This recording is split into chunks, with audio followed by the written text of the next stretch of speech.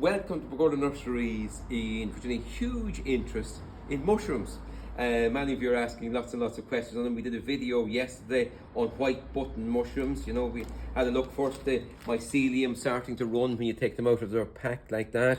You water that, leave it for about, put the cover back on, leave it for 4 days.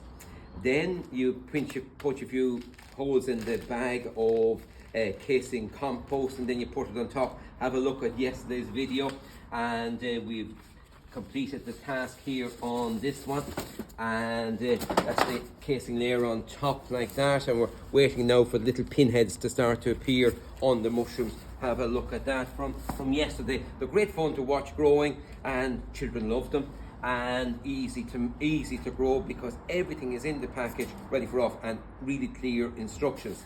We also have some yellow oyster mushrooms as well, and yellow oyster mushrooms look like this. This is the base layer here. What you do is give that a good soak in water and keep it in a warm area, a little bit of light, then move it out to a slightly cooler area, not really in full sunlight.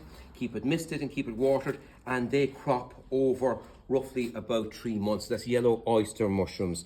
Now we have many other mushrooms here as well. That's your ordinary brown mushroom like that. Smaller packs of grey oyster mushrooms like that there, and then of course shiitake mushrooms as well. But plenty of reliable instructions.